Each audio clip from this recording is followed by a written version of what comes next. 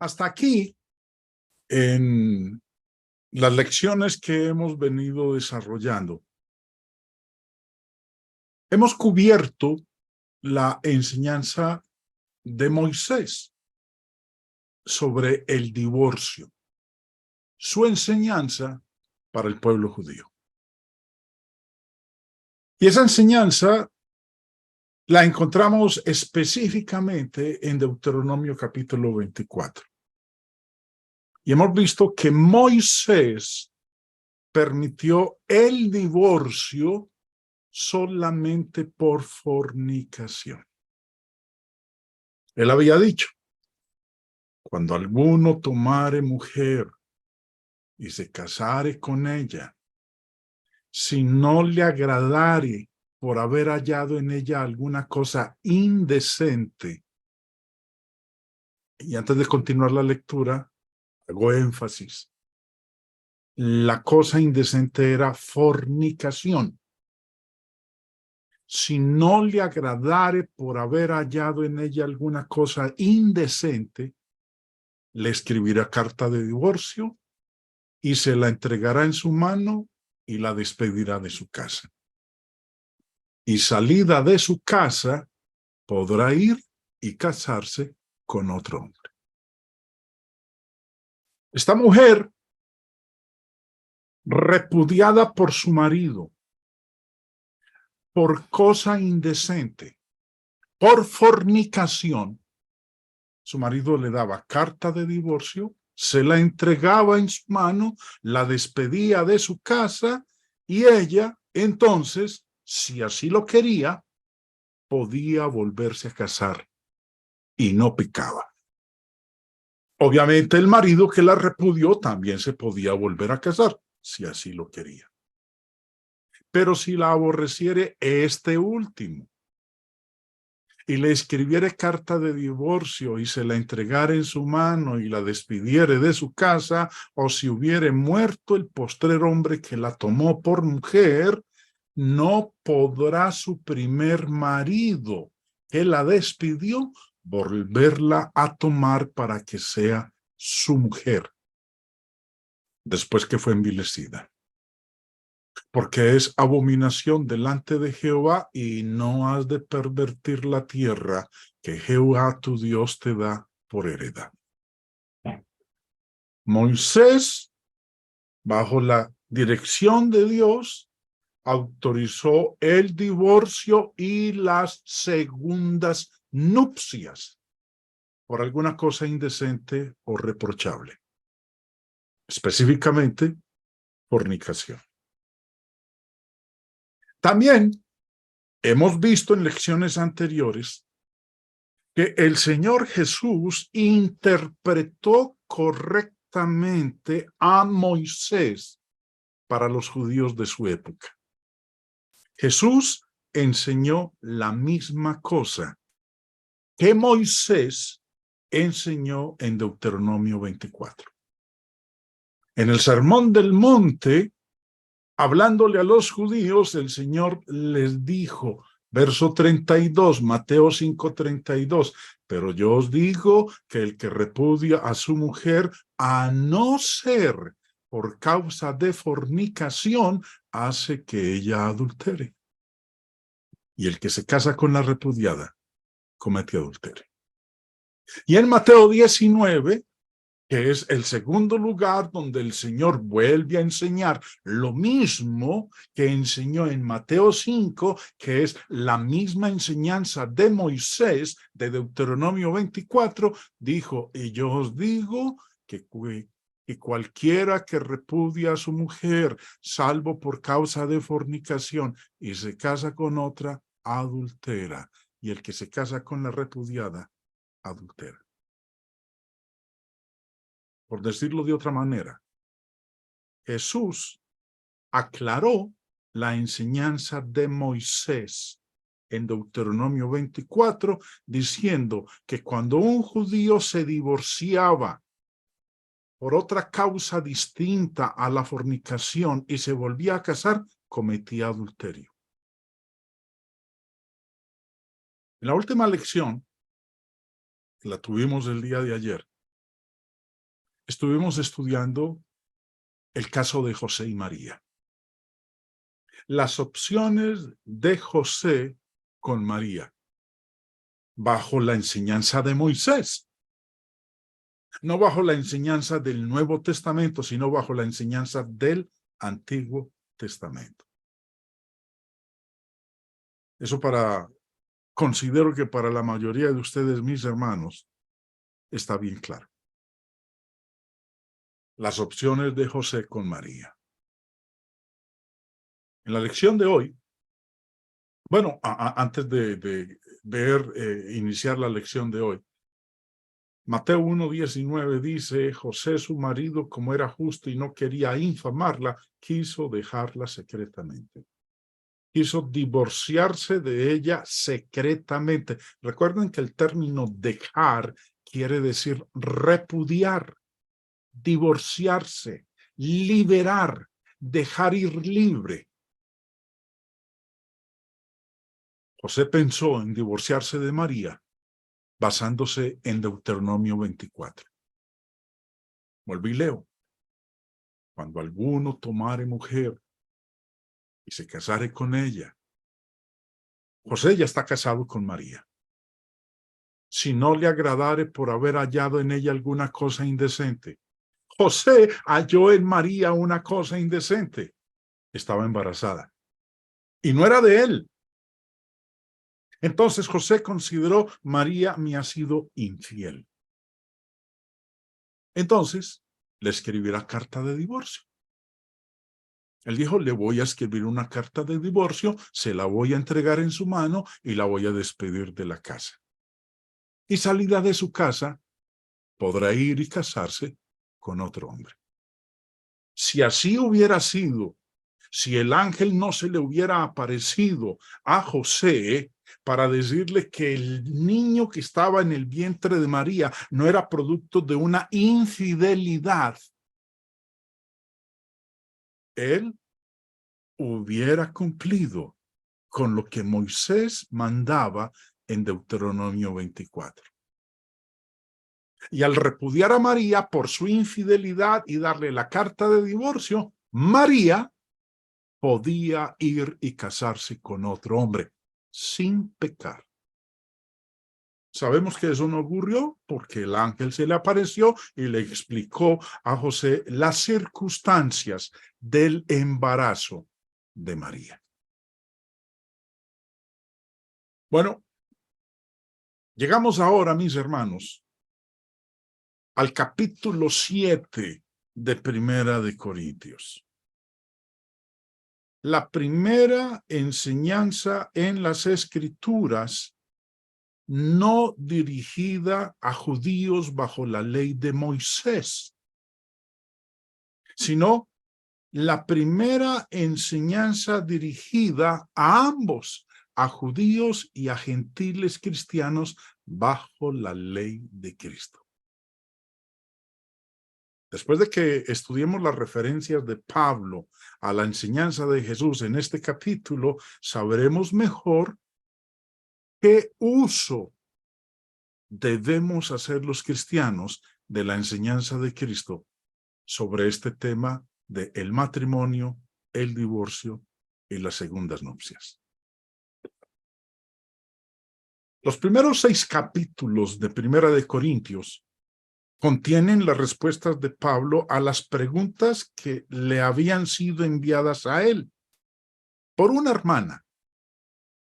Una cristiana en Corinto le había informado a Pablo con respecto a ciertos problemas en la iglesia en Corinto. Y el capítulo 7 trata con problemas adicionales que la iglesia en Corinto le había escrito a Pablo. Y vamos a discutir esta sección versículo por versículo. Hoy no alcanzaremos a estudiar toda la sección. Vamos a ver la primera parte. Y empecemos con la introducción.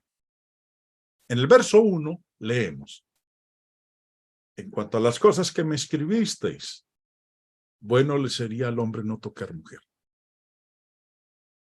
Los cristianos en Corinto, la iglesia en Corinto le ha mandado una carta a Pablo haciéndole una pregunta, una serie de preguntas, y en particular lo que tiene que ver con el matrimonio, el divorcio y las segundas nupcias. Pablo les responde y les dice, bueno le sería al hombre no tocar mujer. No está hablando aquí de subarle la mano o la cara. No es un mero contacto, sino contacto o relación sexual con una mujer. Esto lo vemos nosotros primero en Génesis capítulo 20, versículo 6, donde Abimelech casi tuvo relaciones sexuales con Sara, la esposa de Abraham, pero Dios intervino.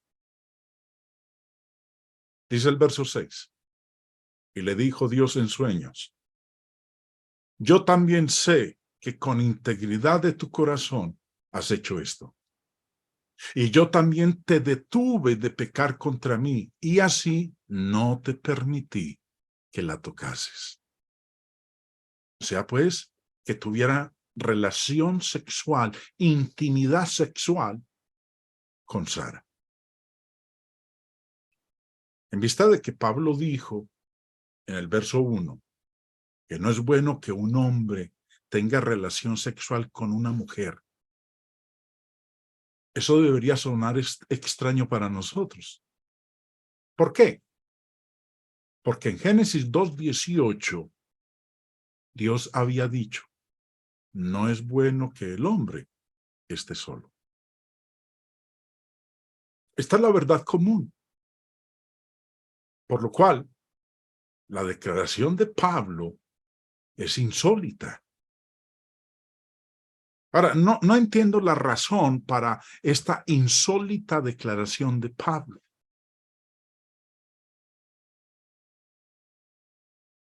No lo entiendo. Los católicos romanos usan este versículo para justificar y respaldar su práctica del celibato sacerdotal, diciendo que el celibato es mejor espiritualmente para estos que se dedican al servicio de Dios que estar casado. Por eso hablan del voto del celibato. El hermano Bill Reeves, en su nota sobre Primera de Corintios, comenta al respecto. La influencia de una rama del gnosticismo, la que abogaba por el ascetismo, condujo a muchos en los primeros siglos a torcer este versículo para hacer que Pablo enseñara que el celibato es mejor que el matrimonio. Pero tal afirmación refleja más bien la mala influencia del gnosticismo que el buen entendimiento de estas palabras de Pablo en vista del contexto y de todo lo que las escrituras dicen con respecto al matrimonio. Pablo dijo que es bueno, no que es mejor que otra cosa. El celibato y la virginidad son asuntos de preferencia y no de fe. Nadie tiene el derecho de exigir a otros el celibato. Ahora surge entonces la pregunta, ¿por qué Pablo, cuando él escribe su respuesta a la iglesia en Corinto, les dice que no es bueno que el hombre toque mujer? Bueno le sería al hombre no tocar mujer. Bueno, en el contexto de Primera de Corintios 7, él da la respuesta. En el verso 26, Pablo aclara que las declaraciones que hizo, como esta, era a causa de la necesidad que apremia. Tengo pues esto por bueno a causa de la necesidad que apremia, que haría bien el hombre en quedarse como está. O sea, pues solo, soltero, viudo, sin casarse. Estaban enfrentando problemas en ese entonces en los que sería más fácil permanecer fieles a Dios para los cristianos solteros que para los casados. En un tiempo de persecución o peligro físico, las personas solteras tienen menos preocupaciones que aquellos con cónyuges o hijos. Pablo no dijo que el celibato era mejor, simplemente dijo que era bueno, al menos en la circunstancia insólita presentada aquí, como lo dice Pablo en el verso 26, a causa de la necesidad que apremia. Si un hombre dice que no va a casarse en tales circunstancias, eso es bueno. Si un hombre dice que se casará, eso también es bueno, porque recuerden, en Hebreos 13:4 el escritor enseña, honroso sea en todos el matrimonio y el lecho sin mancilla. Esa es la introducción que Pablo hace en este capítulo 7, en respuesta a lo que la iglesia en Corinto le había escrito sobre este tema en particular. En lo que sigue a continuación, Pablo va a abordar varios casos maritales y empieza hablando de los matrimonios normales, aquellos que funcionan en la forma en que Dios ha mandado que funcionen. Dice en el versículo 2, pero a causa de las fornicaciones, cada uno tenga su propia mujer y cada una tenga su propio marido. ¿A causa de qué? De las fornicaciones. Lo interesante es que Pablo aquí usa el término de manera plural. La palabra fornicación, recordemos, lo estudiamos en una de las primeras lecciones de esta serie. La palabra fornicación viene de este término griego, porneía, de donde viene también la palabra pornografía. Porneía, que es traducido fornicación en el Antiguo y en el Nuevo Testamento, dice el diccionario griego que significa contacto sexual ilícito en general. Ahora, si es contacto sexual ilícito en general, no en particular, en general, entonces incluye el bestialismo, la homosexualidad, el adulterio, el incesto, cualquier relación sexual ilícita entre dos personas solteras, etc. Ahora, una pregunta. ¿Qué hacer para evitar esto? ¿Qué hacer para evitar la fornicación? En cualquiera de sus manifestaciones, sea bestialismo, que un hombre quiera tener relaciones sexuales con un animal, sea que un hombre quiera tener relaciones sexuales con una persona de su mismo sexo, o que quiera tener relaciones sexuales con alguien que no es su cónyuge, o que quiera tener relaciones sexuales con un hijo o con una hija, o con la mamá. Cualquier tipo de relación sexual ilícita entre dos personas solteras. ¿Qué hacer para evitar eso? Bueno, Pablo lo dijo. Cada uno tenga su propia mujer y cada uno tenga su propio marido. Esta, hermanos, es autorización general para que toda persona se case, para que toda persona esté casada y tenga su propio cónyuge. Es la autorización general. Ahora, nosotros vemos que el mismo apóstol Pablo en la primera carta a los Corintios nos dice que había miembros de la iglesia en Corinto quienes anteriormente habían estado involucrados en la fornicación. Dice en primera de Corintios 6, versos 9 y 11. Primero el 9. ¿No sabéis que los injustos no heredarán el reino de Dios? No erréis. Ni los fornicarios, ni los idólatras, ni los adúlteros, ni los afeminados, ni los que se echan con varones. Habían miembros de la iglesia en Corinto que antes habían practicado estos casos de fornicación. Es más, les dice en el verso 11, y esto erais algunos. ¿Qué clase? Fornicarios, adúlteros, afeminados, se echaban con varones, etc. Y esto erais algunos. Mas ya habéis sido lavados, ya habéis sido santificados, ya habéis sido justificados en el nombre del Señor Jesús y por el Espíritu de nuestro Dios.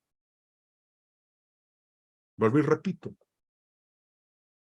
Aquí el apóstol Pablo, en el verso anterior, ha autorizado para que, a fin de evitar las fornicaciones, un hombre tenga su esposa y una mujer tenga su marido, para evitar la fornicación en cualquiera de sus manifestaciones. Obviamente, nunca es correcto que una persona esté casada con el cónyuge de otro, pero siempre es correcto que una persona tenga su propio cónyuge, a no ser que haya una persona en una situación específica a la que le esté prohibido específicamente tener un cónyuge. Entonces, hermanos, estamos notando que ante la ausencia de prohibiciones específicas contra el matrimonio, este pasaje autoriza que toda persona tenga su propio cónyuge.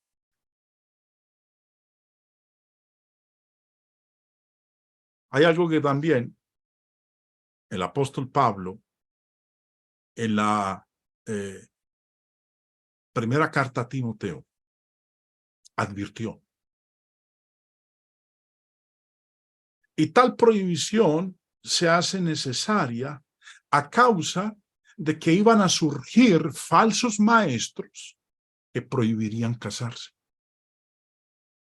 Dice 1 Timoteo 4. Pero el Espíritu dice claramente que en los postreros tiempos algunos apostatarán de la fe, escuchando a espíritus engañadores y a doctrinas de demonios. Mire la advertencia de Pablo aquí. Se levantarán engañadores. Algunos apostatarán de la fe y se van a poner a escuchar a espíritus engañadores y a doctrinas de demonios por la hipocresía de mentirosos que, teniendo cauterizada la conciencia, ¿qué harían? Prohibirían casarse. Cuando Dios en su palabra dice que a causa de las fornicaciones, para evitar las fornicaciones en cualquier manifestación, cada uno tenga su propia mujer y cada una tenga su propio marido. Somos bastante prácticos acerca de aplicar esta enseñanza a los católicos romanos de nuestra época. Cuando les decimos, mire, esto se cumple con el catolicismo romano. En ese momento ni existía el catolicismo romano.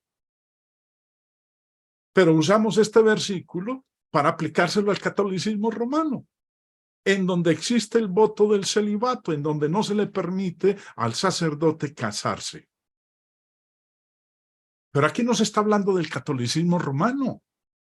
Pablo está hablando de la situación en ese entonces, que iban a surgir espíritus engañadores, hombres que enseñarían doctrinas de demonios y algunos apostatarían de la fe. Y entre esas doctrinas de demonios que enseñarían estaba el prohibir casarse, que Dios había mandado a fin de evitar la fornicación en cualquiera de sus manifestaciones. Por ahora, solo guardemos en mente que si le prohibimos a alguien casarse, cuando Dios le ha dado autoridad general para casarse con alguien, sin ninguna abierta prohibición específica, entonces la condenación de Pablo se aplicaría también a nosotros. Es importante guardar esto en mente, porque en ciertos divorcios y situaciones de segundas nupcias, alguien dirá, hermano Jaime, siempre es más seguro tomar la posición más conservadora. Márquelo bien en su mente, hermano. Nunca es seguro prohibir el matrimonio donde Dios no lo ha prohibido. Pablo afirmó que todo aquel que necesite evitar la fornicación debe tener su propio cónyuge. Verso 2. A causa de las fornicaciones, cada uno tenga su propia mujer y cada una tenga su propio marido. En los versículos 7 al 9, Pablo afirma que todos los hombres no pueden contener sus deseos sexuales por fuera del matrimonio. Dice, quisiera más bien que todos los hombres fuesen como yo. Pero cada uno tiene su propio don de Dios, uno a la verdad de un modo y otro de otro. Digo pues a los solteros y a las viudas que bueno les fuera quedarse como yo. Pero si no tienen don de continencia, cásense. Pues mejor es casarse que estarse quemando. Antes de prohibir a tales personas el derecho a casarse, sería mejor asegurarnos de que Dios sea el autor de la prohibición, especialmente cuando Dios hizo algunas a aquellos que no pueden refrenar sus deseos sexuales sin casarse. El consejo de Dios a tales personas no fue la de arrodillarse y orarle a Dios para que pueda controlar su deseo sexual o que se eche un montón de duchas frías encima para aplacar su deseo sexual. El consejo de Dios para toda persona fue el de tener su propio cónyuge. Si no tienen don de continencia, cásense, pues mejor es casarse que estarse quemando. Por eso el verso 2. A causa de las fornicaciones, cada uno tenga su propia mujer y cada una tenga su propio marido. Llegamos ahora al versículo 3, donde Pablo sigue con su instrucción y declara, el marido cumpla con la mujer el deber conyugal y asimismo la mujer con el marido. En un matrimonio normal, cada cónyuge hace la parte que le corresponde hacia el otro. Eso es lo que es debido a ellos en el campo sexual. Una esposa está obligada a su marido en el campo sexual y viceversa. ¿Para qué? Pues para que ambos eviten las fornicaciones. Verso 4. La mujer no tiene potestad sobre su propio cuerpo, sino el marido. Ni tampoco tiene el marido potestad sobre su propio cuerpo, sino la mujer. Para entender completamente la enseñanza de Pablo en este versículo 4, debemos entender que aquí se presenta una figura de lenguaje llamada elipsis. la que Pablo usa aquí y que usa también en muchos otros pasajes en sus escritos. Ignorar esta figura del lenguaje es lo que ha llevado a entendimientos equivocados, al surgimiento de doctrinas no bíblicas y a la prohibición de cosas que Dios no ha prohibido.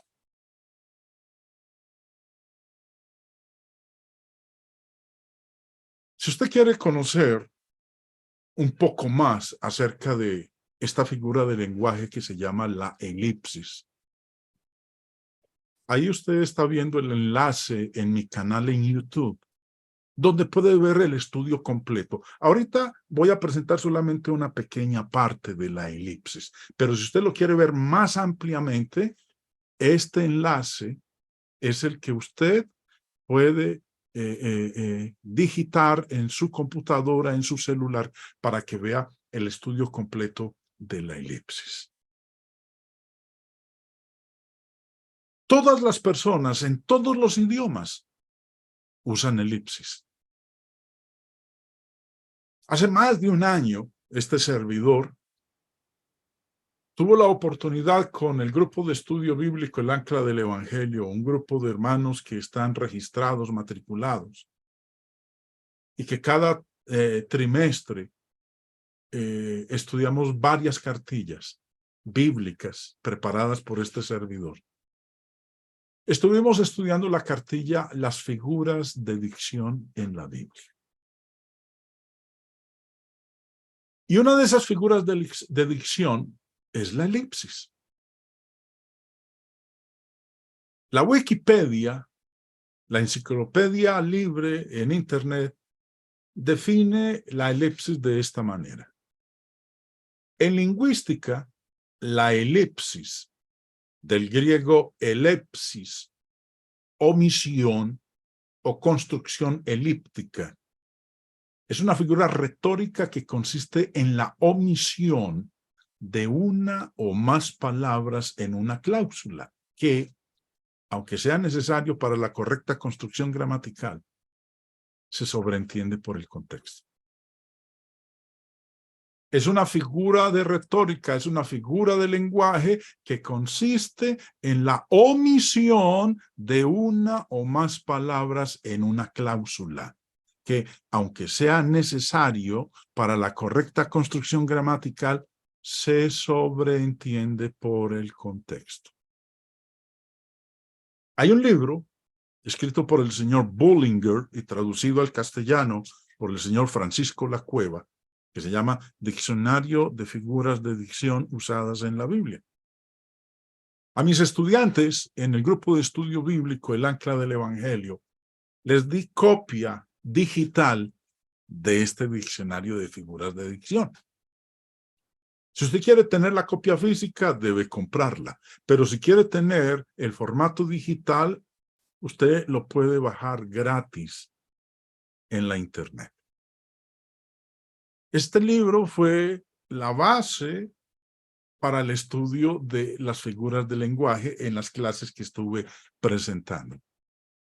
Y dice el señor Bullinger en su libro, el vocablo elipsis procede del griego elepsis, omisión interior, de en, que es en, y leipein, que significa dejar. Esta figura se llama así porque existe en la frase un hueco a causa de la omisión de una o más palabras. Palabras que normalmente se requieren gramaticalmente, pero que no son necesarias para el sentido de la frase. Entender cómo interpretar correctamente una elipsis es extremadamente importante por tres razones. Una, nos ayuda a entender cientos de versículos más exactamente y más rápidamente. Dos, nos ayuda a entender una cantidad de argumentos bíblicos falsos. Y tres, nos ayuda a poner más énfasis en los lugares correctos que donde pudiéramos colocarlo en caso contrario. como dice la Wikipedia, la elipsis es una figura retórica que consiste en la omisión de una o más palabras en una cláusula, que, aunque sea necesario para la correcta construcción gramatical, se sobreentiende por el contexto. Un ejemplo. Aquí está un matrimonio y la esposa le dice, saca la basura. El marido, sobreentiende porque le está hablando a él directamente, le está mirando a los ojos, que es a él a quien le está diciendo que saque la basura. Hay una palabra que está ausente en esa cláusula. ¿Cuál? Mi amor, saca la basura. O José, que él se llama José. José, saca la basura. Pero está ausente, pero se sobreentiende que es a él a quien se está refiriendo, porque es a él a quien ella le está hablando. No hay nadie más presente, solamente ella y él. Con el mero hecho de decirle, saca la basura, hay un caso de elipsis, hay la omisión de una palabra en esa cláusula, que aunque sea necesaria para la correcta construcción gramatical, se sobreentiende por el contexto que es al marido a quien ella le está hablando. La Biblia contiene muchas clases de elipsis diferentes, pero hay una en particular que es la que nos atañe a lo que estamos estudiando aquí, sobre todo con el versículo 4 que leímos hace un momento. La clase particular que quiero que estudiemos es identificable por la aparición del no y el si no como palabras iniciales en cláusulas condicionales que modifican un verbo común. Por decirlo en otras palabras, cuando aparece en la lectura de un versículo bíblico el no y el si no como palabras iniciales en cláusulas condicionales, para que ello sea aplicable, para que este tipo de elipsis sea aplicable, deben modificar un verbo común. Vamos a hacer el ejercicio. Repito, lo que nos dice el señor Bullinger en su diccionario de figuras de dicción. Lo voy a volver a leer para que usted lo tenga bien claro. Esta figura se llama así, o sea, pues elipsis, porque existe en la frase un hueco a causa de la omisión de una o más palabras. Palabras que normalmente se requieren gramaticalmente, pero que no son necesarias para el sentido de la frase. Y el no y el si no, este tipo de elipsis, en donde hay un hueco, hay la omisión de una o más palabras para que sea aplicable, el no y el si no deben estar modificadas por un verbo común. Ahora, esa es la teoría. Vamos a la práctica. Juan 6:26. Respondió Jesús y les dijo, de cierto os digo que me buscáis, no porque habéis visto las señales, sino porque comisteis el pan y os saciasteis. Aquí aparece la elipsis, el no y el si no. Recuerden, para que este tipo de elipsis del no y el si no sea aplicable, deben modificar un verbo común. ¿Y cuál es el verbo común? Buscar. Si hubieran varios verbos, no aplicaría. Deben modificar un verbo común, no dos, no tres, no cuatro, no cinco. Si eso ocurriese, entonces este tipo de elipsis no es aplicable. Y como dice el señor Bullinger, esta elipsis es en donde se presenta en la narración, en el contexto, en la frase, un hueco. Se omite una o más palabras que normalmente se requieren gramaticalmente, pero que no son necesarias para el sentido de la frase. Entonces, ¿cómo hemos de entender Juan 6:26? ¿Qué es lo que le falta? ¿Cuál es la palabra o palabras que están ausentes? Préstele atención ahí a la pantalla, hermanos, porque la van a ver. Vuelvo y leo.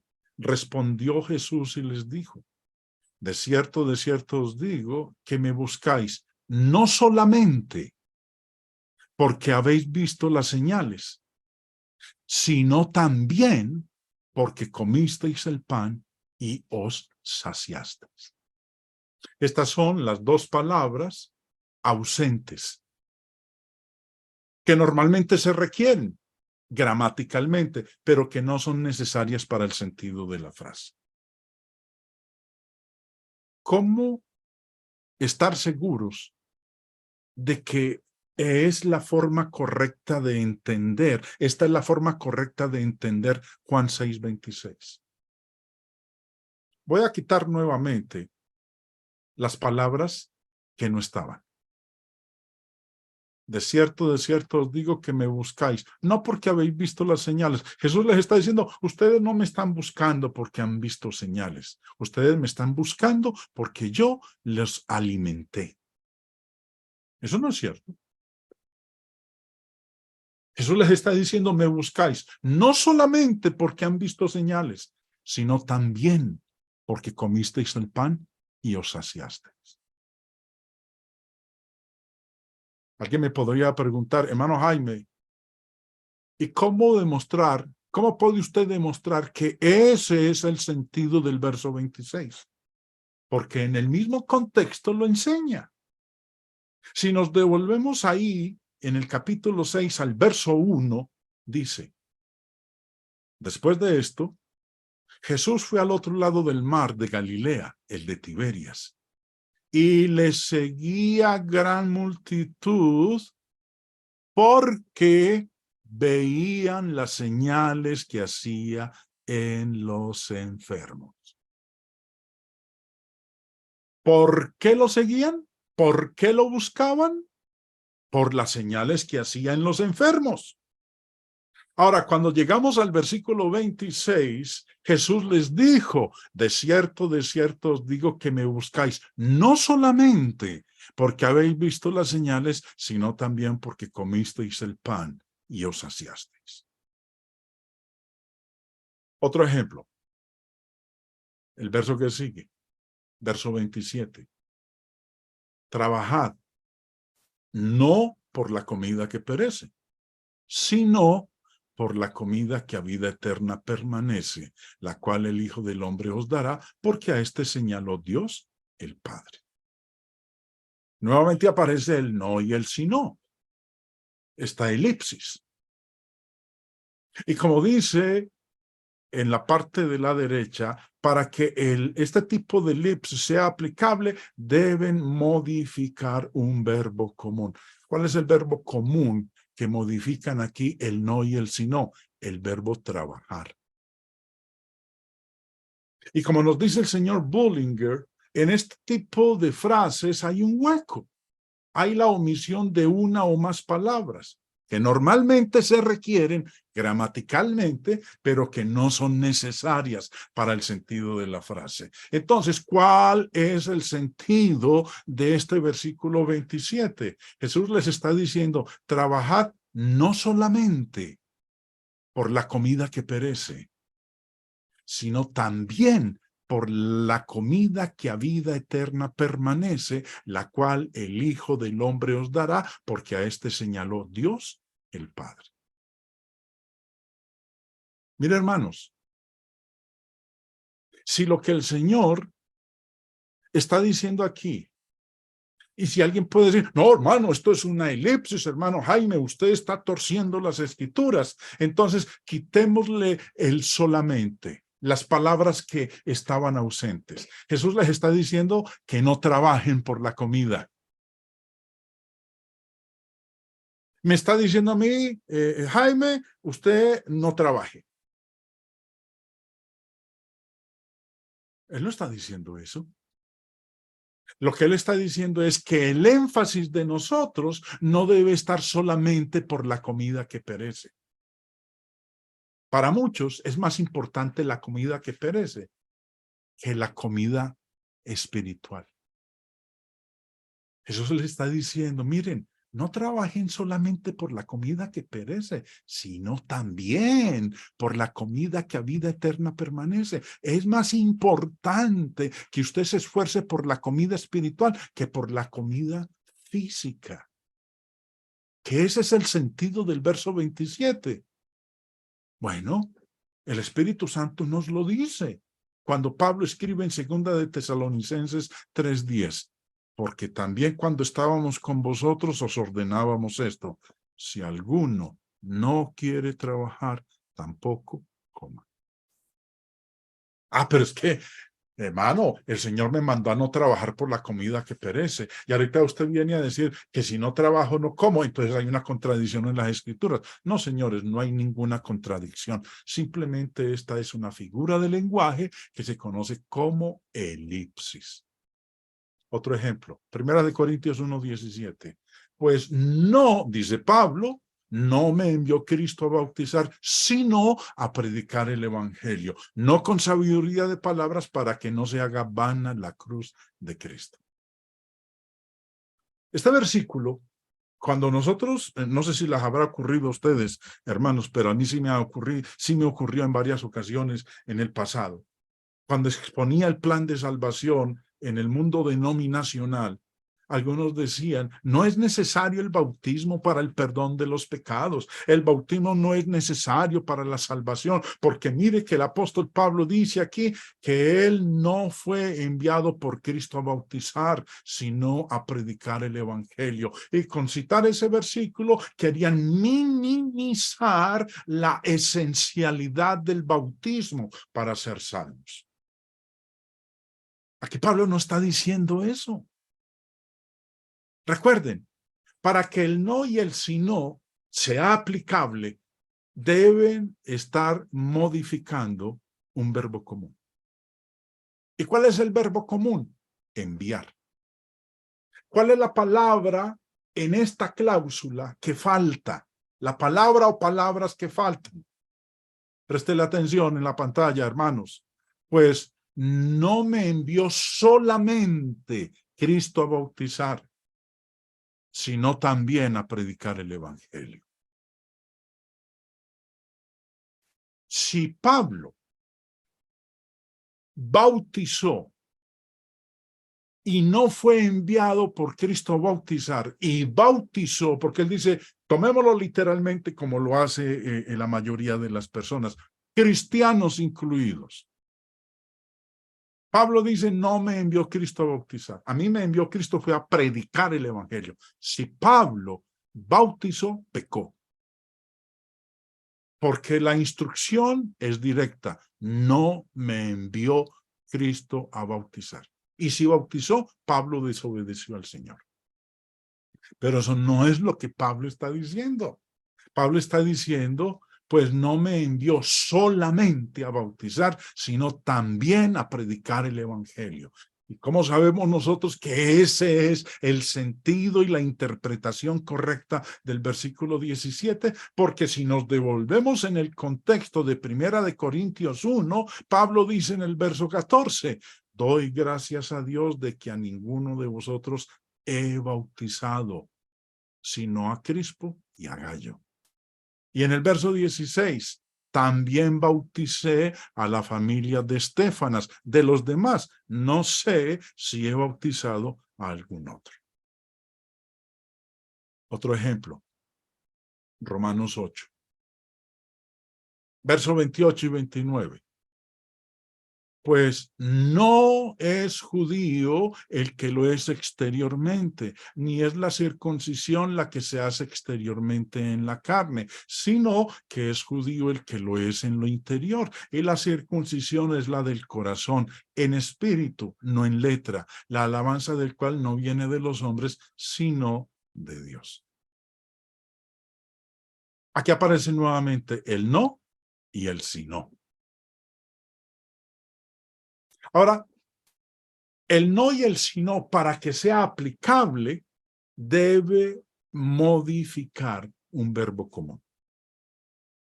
Y aquí el verbo común es el verbo ser o estar.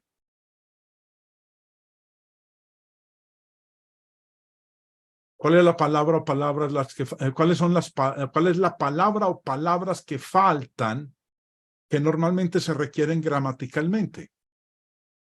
Bueno, incluyámosla. Pues no es solamente judío el que lo es exteriormente, sino que también es judío el que lo es en lo interior. Ahora, un judío lo es en lo exterior real, porque ha sido circuncidado, es judío. Pero no solo él es judío, lo es en lo exterior. Hay otro que es judío y no necesita de la circuncisión física, lo es en lo interior. Por eso, vuélvelo el 28, pues no es solamente judío el que lo es exteriormente. Verso 29, sino que también es judío el que lo es en lo interior. Y la circuncisión es la del corazón, en espíritu, no en letra, la alabanza del cual no viene de los hombres, sino de Dios. En este último renglón vuelve y aparece la elipsis del no y el sí no, pero no la voy a tocar porque estoy enfocado en la primera. Yo soy judío. Usted, hermano, que me está escuchando, usted también es judío y no lo es en lo interior. Usted lo es en y no lo es en lo exterior. Usted lo es en lo interior. ¿Cómo nos convertimos en judíos en lo interior? No en lo exterior. ¿Cómo nos convertimos en hijos de Abraham? Gálatas 3:7 dice, sabed por tanto que los que son de fe, estos son hijos de Abraham. De modo que los de la fe son bendecidos con el creyente Abraham. Y si vosotros sois de Cristo, ciertamente linaje de Abraham sois y herederos según la promesa. Si soy linaje de Abraham, soy judío. ¿Cómo hago para convertirme en judío? En linaje de Abraham, en judío en lo interior. Bueno, separemos el verso 9 y el 29 en Gálatas 3 y miremos lo que dice el contexto. Verso 26. Pues todos sois hijos de Dios por la fe en Cristo Jesús, porque todos los que habéis sido bautizados en Cristo, de Cristo estáis revestidos, y si vosotros sois de Cristo, ciertamente linaje de Abraham sois. Yo me convertí en judío, hermanos, no en lo exterior. Me convertí en judío en lo interior cuando acepté a Cristo y me bauticé en agua para el perdón de mis pecados. Lo mismo ocurrió con usted. Si usted está interesado en este material, este es un libro de 82 páginas, figuras de dicción en la Biblia. Tiene 22 lecciones. Tiene 582 diapositivas en PowerPoint, que es el material que presenté a mis estudiantes en el grupo de estudio bíblico El Ancla del Evangelio.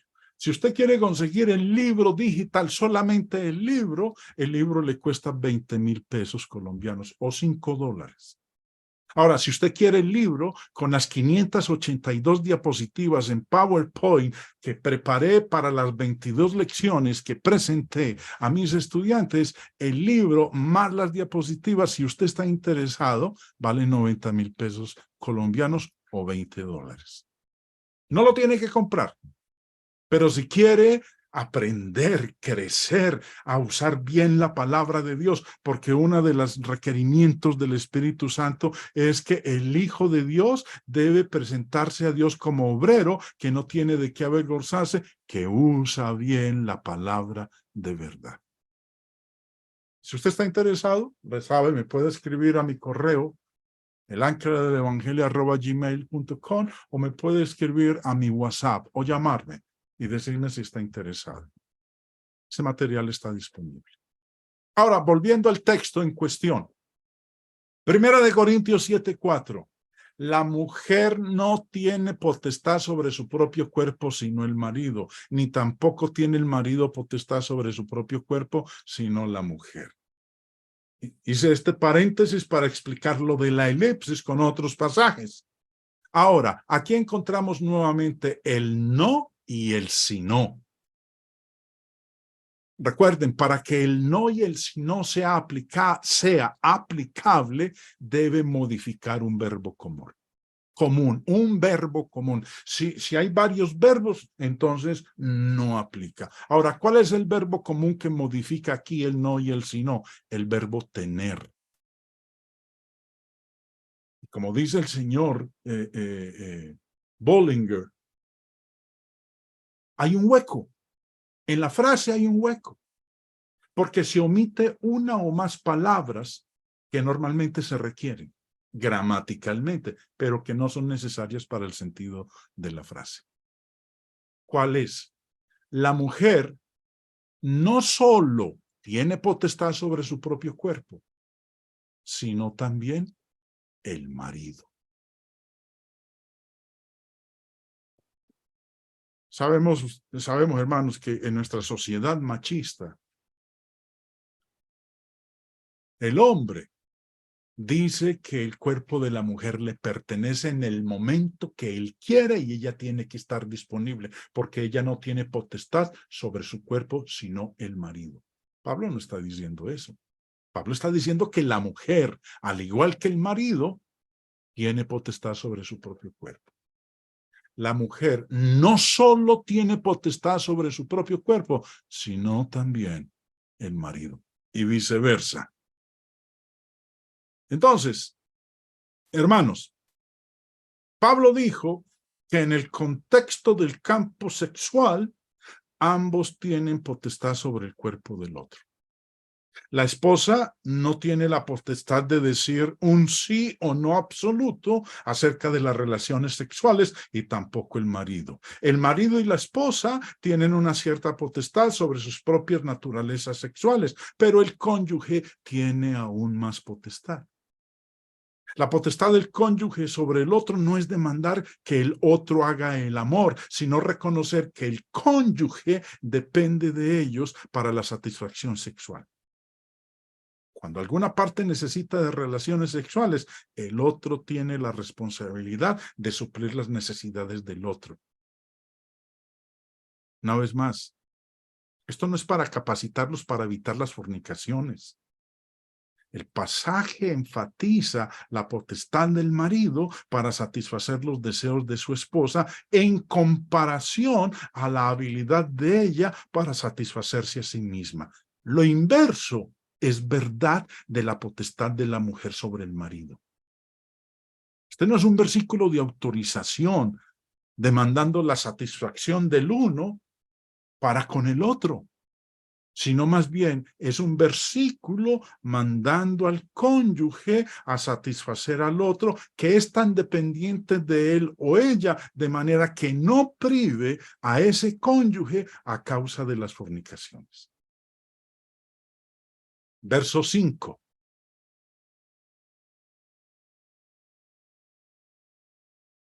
Dice: no os privéis el uno del otro, excepto de común acuerdo y por cierto tiempo, para dedicaros a la oración. Volved después a juntaros, a fin de que Satanás no os tiente por causa de vuestra falta de dominio propio. Ni la esposa ni el marido deben privarse o refrenarse de la obligación sexual del uno para con el otro, con una excepción de común acuerdo, por cierto tiempo, un periodo limitado de tiempo. Una pareja puede privarse temporalmente de las relaciones sexuales cuando ambos estén conformes. Nuevamente, la razón para las limitaciones estrictas es para evitar la fornicación, de manera que Satanás no pueda tentarlos a causa de su incapacidad para suprimir sus deseos sexuales. Y dice en el verso 6 Pablo, mas esto digo por vía de concesión, no por mandamiento. Pablo afirmó que estaba permitiendo temporalmente la abstinencia de las relaciones sexuales, pero que no lo estaba mandando. Ninguna pareja tiene que privarse, pero con mutuo consentimiento pueden hacerlo. Hablando pues aquí de los matrimonios normales, lo que Pablo está enseñando a los matrimonios normales. Luego pasa a hablarle en el versículo 7 de la siguiente manera. Quiero más bien que todos los hombres fuesen como yo, pero cada uno tiene su propio don de Dios. Uno a la verdad de un modo y otro de otro. Pablo afirmó aquí que Dios también le da a ciertos hombres la capacidad de abstenerse de las relaciones sexuales sin tentación, pero no es la regla general. A continuación, en el verso 8 y en el verso 9, Pablo cambia de situación. Deja los matrimonios normales a un lado y ahora se dirige a hablarle a los solteros y a las viudas. Dice en el verso 8, digo pues a los solteros y a las viudas, que bueno les fuera quedarse como yo. Ahora, ¿por qué? Bueno, recordemos que había una situación difícil que se estaba viviendo en ese momento, que leíamos en el versículo 26, al principio de cuando empecé la exposición, a una necesidad que apremiaba. Pablo recomendó que los hombres solteros se quedaran sin casar. Ahora, eso es inusual y anormal, porque acorde a Génesis 2:18, no es bueno que el hombre esté solo. Era por la presente aflicción, la situación que apremiaba. Y en el verso 9 dice, pero si no tienen don de continencia, cásense, pues mejor es casarse que estarse quemando. Aquí está cómo las personas solteras deben tratar con la incontinencia, su incapacidad para controlar sus deseos sexuales. Deben casarse antes que quemarse en sus deseos sexuales. Este versículo da la autorización general para que cualquier persona soltera se case si no puede contener sus deseos sexuales. Obligar el celibato en cualquier caso, necesitamos una prohibición específica en ese caso. Y que no aparece en ningún momento en el contexto de 1 Corintios 7. Si no tienen don de continencia, cásense. No pecan, pues mejor es casarse que estar pecando, que estar fornicando. En el verso 10 y 11, Pablo cambia del grupo de los solteros y las viudas y se dirige a aquellos que están casados, pero que son infelices en su relación marital. Dice en el verso 10, pero a los que están unidos en matrimonio, mando, no yo, sino el Señor, que la mujer no se separe del marido. Y si se separa, quédese sin casar. O reconcíliese con su marido. Y que el marido no abandone a su mujer. Hermanos queridos, los invito para la próxima lección, en donde estaremos en la segunda parte de Primera de Corintios 7, el divorcio bajo Cristo, y vamos a retomar esa segunda parte en este versículo 10 y 11, donde Pablo se está dirigiendo a esos matrimonios que viven aburridos, que son infelices, que no haya nada, que uno duerme en un cuarto y el otro duerme en el otro, pero que le aparentan al mundo de afuera que son una pareja feliz. Los invito, mis amados hermanos, para que me acompañen en esa próxima lección.